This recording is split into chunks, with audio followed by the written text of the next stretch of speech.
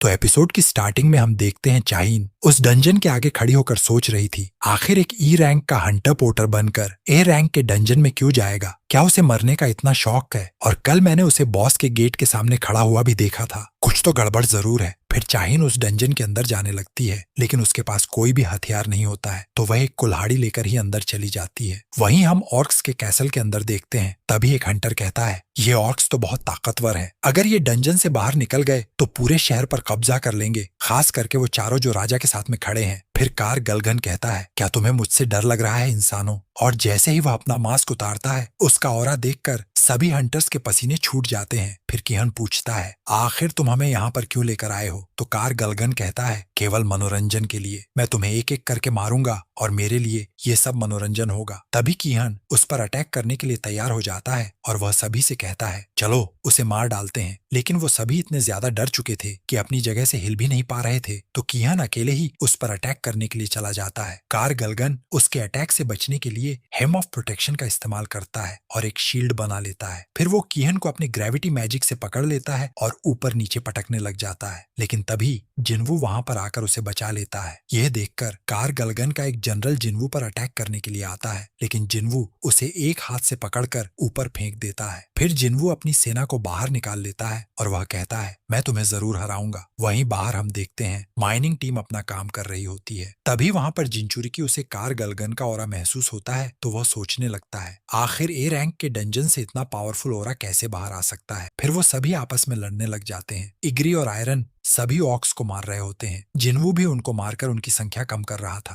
तभी कार गलगन जिन्वू पर हिम ऑफ फायर ड्रैगन और हिम ऑफ प्रोटेक्शन से अटैक करने लगता है। वो जिन्वू के बहुत सारे सैनिकों को भी मार देता है। बाहर हम देखते हैं उन लोगों को पता चलता है कि ये कोई ए लेवल का गेट नहीं है, बल्कि एस लेवल के आसपास का गेट है। फिर जिंचुरिकी कहता है, किसी को भेजना होगा अंदर। कार गलगन कहता है, तुम्हारी मैजिक पावर कभी ना कभी तो खत्म होगी ही, फिर तुम क्या करोगे? तो जिन्वू कहता है, ये तुम क्या बकवास कर रहे हो? अब वह एक नेक्रोलिटिक भी ऑर्क्स मरे पड़े थे, उन सबको अपना गुलाम बना लेता है। फिर जिन्वू कहता है, बहुत जल्द तुम भी मेरे गुलाम बन जाओगे। ये सुनकर कार गलगन सोचने लगता है, कहीं ये वही तो नहीं, कहीं ये लॉर्ड तो नहीं है? अगर ऐसा है तो मैं यहाँ पर क्या कर रहा हूँ? लेकिन वह फिर भी अपने जनरल्स को उन्हें मारने का ऑर्डर दे देता है। उधर हम चॉय को देखते हैं, तभी उसकी असिस्टेंट उसे डंजन के बारे में बताती है और वह कहती है, अगर ये डंजन टूट गया तो जेजू आइलैंड जैसा एक और इंसिडेंट हो सकता है। तो चॉय कहता है, हमारे पास अभी भी समय है, सभी हंटर्स को वहां पर भेजो और हो सकता है हमें दूसरे गिल्ड की भी मदद लेनी पड़े। डंजन के अंदर हम देखते हैं जिन्वू की सेना ऑर्क्स पर भारी पड़ रही होती है, तो कार गलगन अपने मैजिक से जिन्वू पर अटैक करने लगता है। लेकिन हमें पता चलता है जिन्वू पर पॉइजन और कर्स का कोई भी असर नहीं होता है। तभी वहां पर चाइन भी आ जाती है और वो उन हंटर्स से पूछती है, आखिर यहाँ पर चल क्या रहा है? तो वो कहते हैं,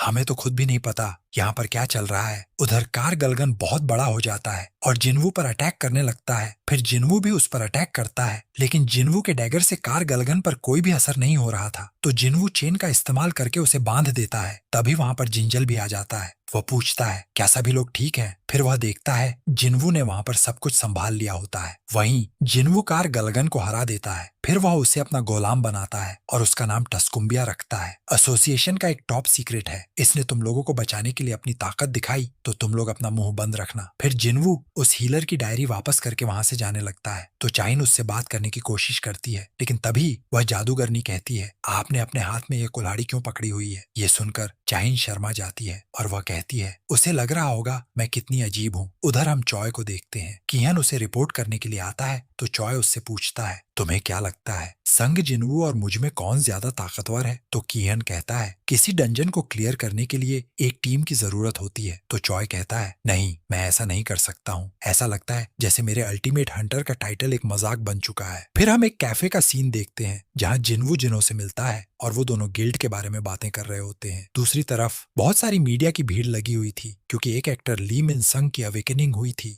और वह सभी उसका इंटरव्यू लेने वाले थे। इसी के साथ ये एपिसोड यहीं पर खत्म हो जाता है। तो अगर आपको ये वीडियो पसंद आई है तो लाइक कर देना। पिछले सभी एपिसोड्स के लिंक आपको डिस्क्रिप्शन बॉक्स में मिल जाएंगे। मैं मिलता हूँ आपसे बहुत जल्द किसी नेक्स्ट वीडियो में।